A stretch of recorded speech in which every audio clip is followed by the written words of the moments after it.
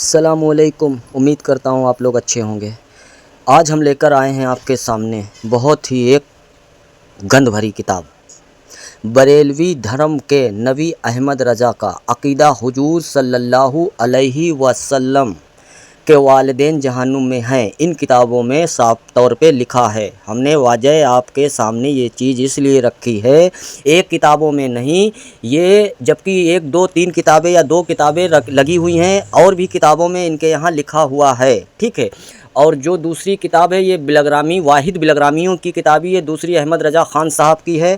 اس میں ہم تین کتابوں میں اس لیے دکھا رہے، اور بھی کتابوں میں جس میں کیا لکھا ہوا ہے، سنابل پیج نمبر 91، سب سنابل میں وہی کتاب ہے جس کے بارے میں احمد رضا نے فتائے رضویہ 14658 میں لکھا ہے۔ یہ کتاب رسول اللہ صلی اللہ علیہ وسلم کے بارگاہ میں مقبول ہے۔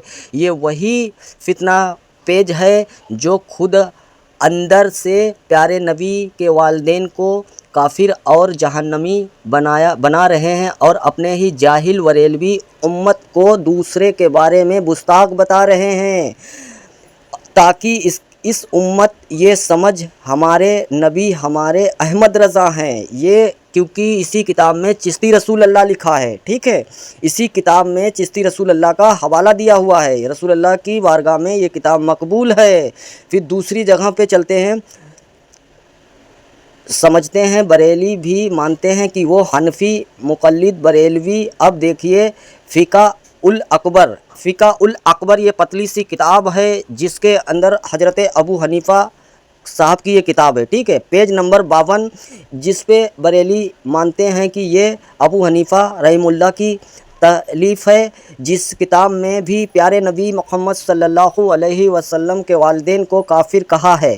بریلی میں ایسے جلیل اور جاہلیت کی باتیں بتاؤ ان کتابوں میں لکھی ہوئی ہیں، اگر لکھی ہوئی ہیں تو ان پہ مٹی ڈالنا چاہیے، دفن کر دینا چاہیے۔ بتاؤ اس قدر اس حرکت پہ کیا سوچو گے؟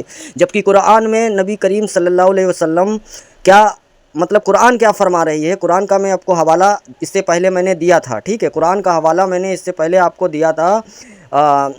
جبکہ قرآن بول رہی ہے جس ٹائم کوئی انبیاء نہیں آئے، کوئی وحی نہیں اتری، تو قرآن میں یہ ہمارا دوسرا ویڈیو ایک اس کے اوپر پڑا ہوا ہے، جا کے اسے دیکھ لیں۔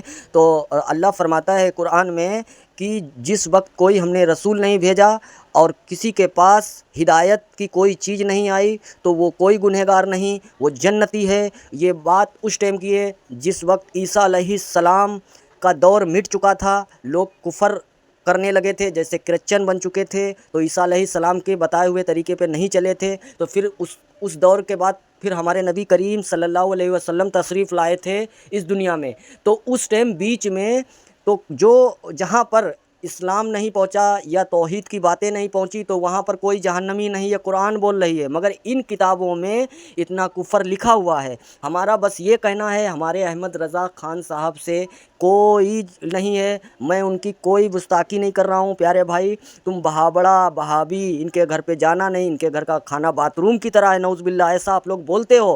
تم ہمارے نبی کریم صلی اللہ علیہ وسلم کے والد کو تم اس طرح بول رہے ہو، اور پھر اس کے بعد میں ایک کتاب نہیں تمہاری یہ 3 کتابیں سامنے لگائی ہیں، چیز لکھی ہے، کم سے کم 4-5 کتابوں میں یہ دیکھ چکا ہوں۔ 4-5 کتاب کے مطلب سمجھ رہے ہو آپ؟